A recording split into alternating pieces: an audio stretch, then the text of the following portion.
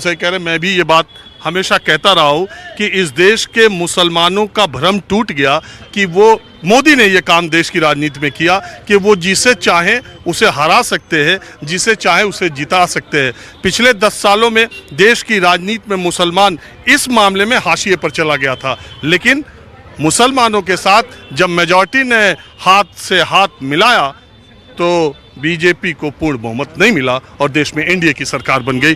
आप क्या महाराष्ट्र से आपका स्टेट तो और कमाल कर रहा है। फिर बहुत ही कमाल कर दिया हमारे महाराष्ट्र ने साहब, क्योंकि इनकी जो नीति थी बीजेपी की कि घर भी तोड़ो, पक्ष भी तोड़ो, सारी चीज़ें तोड़ती रहो और बस अपना काम करते रहो। वहाँ के यानी एनसीपी के 2 टुकड़े किए साहब, चाचा और भतीजे को अलग कर दिया। शिवसेना के अंदर 2 टुकड़े किए साहब, एक एकनाथ शिंदे और एक बाला साहब ठाकरे का लड़का उद्धव ठाकरे साहब। तो ये नीति कहाँ से जाएगी साहब?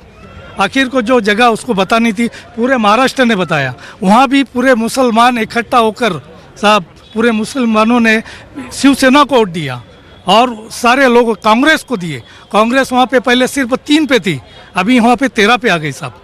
यानी जो उसका सफाया किया, पहले वो लोग 23 पे थे बीजेपी, अभी कितने पे आ गए साहब? सिर्फ 9 पे आ गए, सिंगल डिजिटल पे आ गए। अशोक वानखेड़े साहब ने सारा भविष्य बता दिया उनका। वैसे एक बात मैं बताऊं, मुझे लग रहा है कि बहुत जल्दी मुझे मुंबई या पुणे की फ्लाइट पकड़ना पड़ेगा। शिंदे सरकार में उथल पुथल या महाराष्ट्र की राजनीति में उथल पुथल बहुत जल्दी ही होगी लग रहा है। बिल्कुल होएगा साहब, बिल्कुल होने वाला है। हाँ, मैं गया था अभी महाराष्ट्र। हाँ बिल्कुल, वहाँ के महाराष्ट्र की जनता सर जितना होशियार है, मैं बोलूँगा हिंदुस्तान में सबसे अगर पहले अगर पहचाना बीजेपी को, अमित शाह जी को और मोदी साहब के जो वहाँ के जितने भी उनके प्यादे हैं उसके राजकारण को पहचान गया साहब। पूरे महाराष्ट्र ने देखो उनको उनकी जगह बता दी। पिछले टाइम में 48 में से वो 41 आए थे। बिल्कुल बिल्कुल। हाँ, महाराष्ट्र में उनको बहुत नुकसान हुआ, बहुत नुकसान हुआ। आप भी कुछ बोलना चाहते हैं? सर यही कहना चाहेंगे, आज की जो पॉलिटिक्स थे ये बैड पॉलिटिक्स से यूथ सफर कर रहे हैं सर। इससे रोजगार, एम्प्लॉयमेंट, देखो नीट का एग्जाम हुआ, उसका पर्चा का क्या रिजल्ट चाहेंगे। मैं खुद उत्तर प्रदेश जल निगम में मेरी 2016 में ज्वाइनिंग हुई थी। मैंने चल हो जा शुरू। केसरिया से मन जोगी हुआ रे, दिल झूमे देखो पतवारा हुआ रे, दिल झूमे देखो पतवारा हुआ रे। हर पल मनाओ केसरी त्योहार। विमल, बोलो जुबान केसरी। कंपटीशन बीट करके नौकरी पाया था। मैं 3.5 साल नौकरी किया और रातों रात 2 मार्च को रातों रात सबकी नौकरी को बर्खास्त कर दिया गया, शून्य कर दिया गया। इसका कोई फायदा नहीं। कोर्ट केस चल रहा, सुप्रीम कोर्ट, हाई कोर्ट सब चल रहा, एई जेई क्लर्क सबका।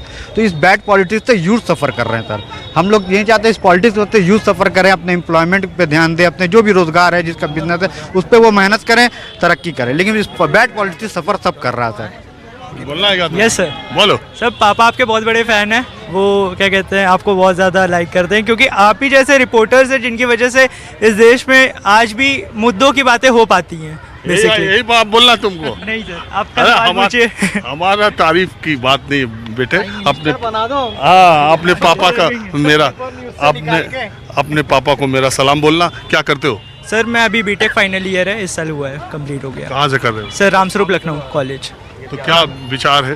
सर विचार आगे तो सिविल सर्विसेज का है, देश के लिए। देश की पॉलिटिक्स पे क्या विचार है? सर देश की पॉलिटिक्स इस समय डेमोक्रेसी को जो इस बार जिंदा रखा गया है वापस से, काफ़ी मतलब जिंदा थी वो, बेसिकली कहीं जाती नहीं थी, मगर जो एक पावर ऑफ डिवीजन हो रहा था वो काफ़ी ज़्यादा एक जगह सेंट्रलाइज होता जा रहा था। वो डिसेंट्रलाइज हो गया। हाँ वो सेंट्रलाइज, तो वो अब वापस से डिसेंट्रलाइज हो रहा है। क्योंकि ऐसे होता है कि अभी आपने बोला ना कि विपक्ष भी खुश है, पक्ष भी खुश है। रीज़न ये है कि विपक्ष को अब ये लगता है कि उनके खिलाफ जैसी कार्रवाई हो जाती थी किसी रीज़न की वजह से, जो मुद्दों की बातें नहीं हो पाती थी, उसकी वजह से उनकी आवाज़ कहीं ना कहीं बढ़ी है। जो सर राहुल गांधी जी की इमेज क्रिएट करी गई, ठीक है, वो उनके लिए इतना पॉजिटिविटी का काम करेगा, क्योंकि जिस 10 साल में उन्होंने जितना इम्प्रूव किया है खुद को, आगे चल करके वो देश के लिए बढ़िया नेता और बनेंगे। अभी तो आगे देखो, आगे में 10 साल निकल गया। अभी हाँ जी बोलिए। सर यहाँ की पॉलिटिक्स के बारे में मैं सिर्फ इतना कहना चाहता हूँ कि यहाँ की जनता ने जिस तरह से चुनाव किया। आप भी आइए इधर। आप कहाँ से?